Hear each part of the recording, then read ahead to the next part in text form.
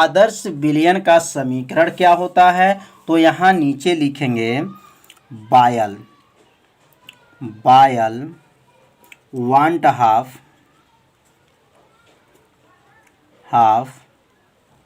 तथा Charles want half के नियमों को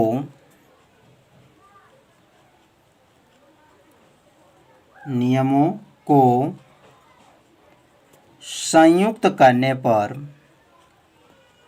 नियमों को क्या करने पर? संयुक्त करने पर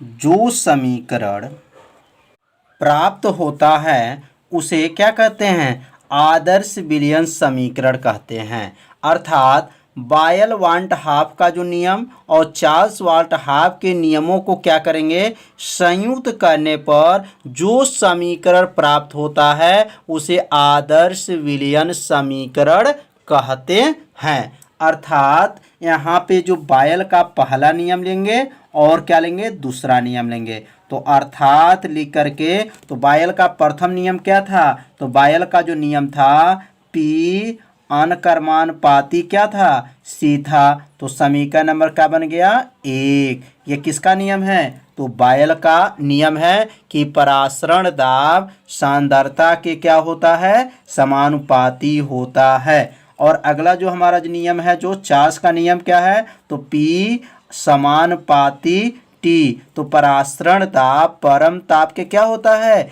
समानुपाती होता है। अब बन गया समीकरण नंबर 2। अब यह दोनों समीकरण को संयुक्त करेंगे तो यहाँ नीचे लिख देंगे समीकरण 1। क्या लिखेंगे? समीकरण 1 तथा लिख देंगे समीकरण 1 तथा समीकरण 2 को क्या करेंगे? संयुक्त करने पर तो बायल का जो नियम और चार्ल्स का जो नियम है, दोनों नियमों को क्या करेंगे? अब संयुक्त करेंगे। तो संयुक्त कैसे किया जाता है, बस थोड़ा सा ध्यान दीजिए, समझ में आ जाएगा। तो देखिए कैसे होगा। यह P है और यह P है, तो P यहाँ पे P नीचे क्या कर लेंगे? उतार लेंगे। चिन्ह तो चिन्ह को उतार लेंगे। और यहाँ पे क्या है? तो C है और T है, तो यहाँ लिखेंगे C और यहाँ का लिखेंगे T। बस हो गया संयुक्त। एक बार ध्यान दीजिए, P उतार दीजिए, चिन्ह को उतार दीजिए, यहाँ से C उतार दीजिए, यहाँ से T, तो C T हो गया। अब इसको जब हटाएंगे, इस चिन्ह को जब हटाएंगे, समानुपाती को जब हटाएंगे, तो यहाँ जब समानुपाती हटेगा तो यहाँ लिखेंगे P बराबर RCT। अब R क्या है? तो अब यहाँ पे लिखेंगे जहाँ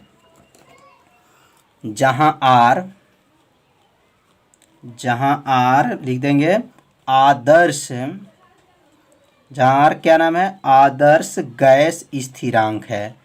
जो R का नाम क्या है? आदर्श गैस स्थिरांक नाम इसका है। किसका नाम है? R का आदर्श गैस स्थिरांक इसका नाम है।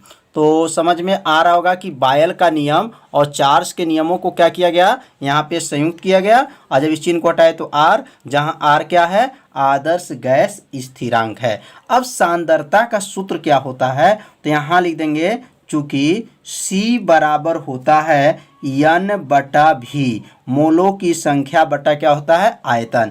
अब ये C को यहाँ से क्या करेंगे? हटा देंगे और उसके जगह पे N/V को यहाँ पे रख देंगे। तो क्या बन जाएगा? P बराबर, अब ये P बराबर, अब यहाँ का उतरेगा R, C को हटा दीजिए, क्या लिखेंगे? N/V और यहाँ का लिख देंगे T। तो समझ में आ रहा होगा। अब जो यहाँ से यह भी को इसके पास भेज देंगे, ऐसे यहाँ पे क्या कर लेंगे? गुणा कर लेंगे। तो P का गुणा जब भी में करेंगे तो क्या बन जाएगा? PV। तो बन जाएगा यहाँ पर PV बराबर RNT। तो यह जो समीकरण बना, इस समीकरण को क्या कहेंगे? आदर्श विलयन का समीकरण। तो नीचे लिख देंगे यही, अब यहाँ नीचे लिखेंगे यही यही क्या है, आदर्श, यही आदर्श हो गया विलयन, आदर्श विलयन का समीकरण है। विलयन का क्या है, तो समझ में आ गया होगा कि आदर्श विलयन समीकरण क्या है। तो इसमें दो नियमों को संयुक्त किया गया है, बायल का नियम और चार्ल्स के नियमों के द्वारा जो समीकरण बना है, इस समीकरण को ही क्या कहेंगे, आदर्श विलयन समीकरण। अब इसमें कुछ थोड़ा विशेष के बारे में जानकारी रखेंगे। तो अब यहाँ पे लिखेंगे आदर्श जो अभी पढ़े हैं विलयन समीकरण, क्या सूत्र था, तो पी भी बराबर था, पी भी बराबर आर एन क्या था, टी था। तो पी है आर एन टी। तो आर का नाम क्या बताए हैं, तो आर का नाम है आदर्श गैस स्थिरांक, और एन का नाम क्या है, तो एन का नाम है मोलों की संख्या, और टी का क्या नाम है, परम ताप।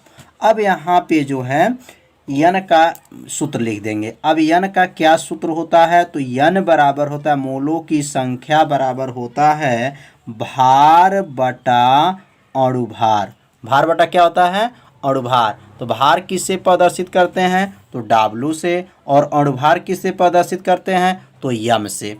अब यहाँ पे जो है R को हटा देंगे और R के जगह पे क्या लिखेंगे, W बटा यम। तो अब यहाँ लिखेंगे पी भी बराबर आर उतर जाएगा, यन को हटा देंगे और यन के जब क्या लिखेंगे, W बटा यम इंटू टी।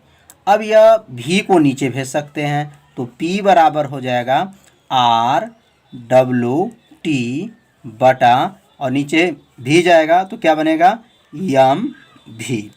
यह किसका सूत्र आ गया, तो यह जो सूत्र बना है परासरण दाब का सूत्र बन गया। किसके किसके संबंध में है, तो यह क्या है, भार है, और यह क्या है, परम ताप, यह अणुभार, और आयतन के पदों में यह सूत्र बना है। इस सूत्र के सहायता से न्यूमेरिकल को हल किया जाएगा आगे चल के। तो इस सूत्र को आप लोग याद कर लीजिए। तो R का मान कितना होता है, तो R का मान भी यहाँ नोट कर लीजिए। R बराबर कितना होता है, तो लिखेंगे R बराबर होता है, यहाँ चुकी लिख लीजिएगा, और R का मान होता है 0.0821, और यहाँ लिखेंगे लीटर वायुमंडल, लीटर क्या होता है, वायुमंडल प्रति, क्या होता है, प्रति हो जाएगा, और यहाँ लिखेंगे डिग्री मोल।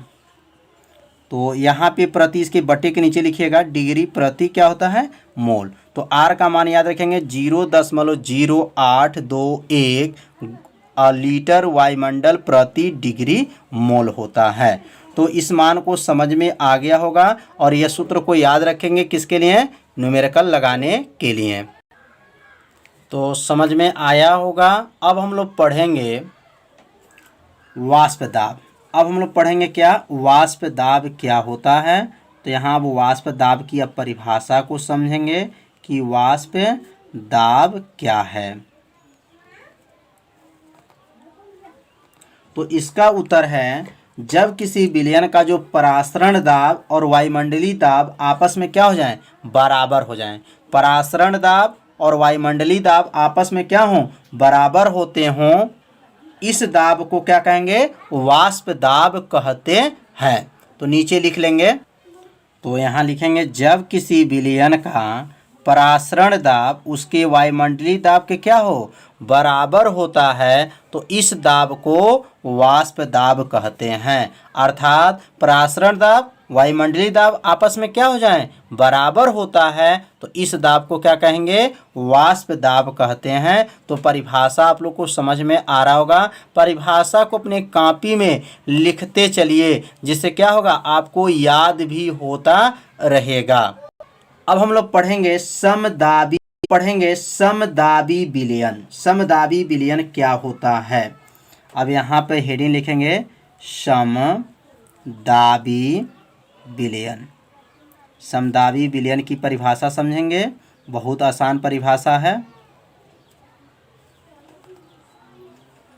समदाबी, सम माने बराबर, दाबी माने दाब इसका क्या हो, समान हो। तो यहाँ पे नोट कर लीजिए, समान ताप पर जिन विलयनों के वाष्प दाब समान होता है। समदाबी का मतलब हो गया कि वाष्प दाब क्या हो, समान होता है, उन्हें समदाबी विलयन कहते हैं। तो बहुत आसान परिभाषा इसका भी है कि समान ताप पर जिन विलयनों के वाष्प दाब क्या हो, समान होता है, उन्हें समदाबी विलयन कहते हैं। तो आज का पढ़ाई समझ में आ गया होगा। तो आज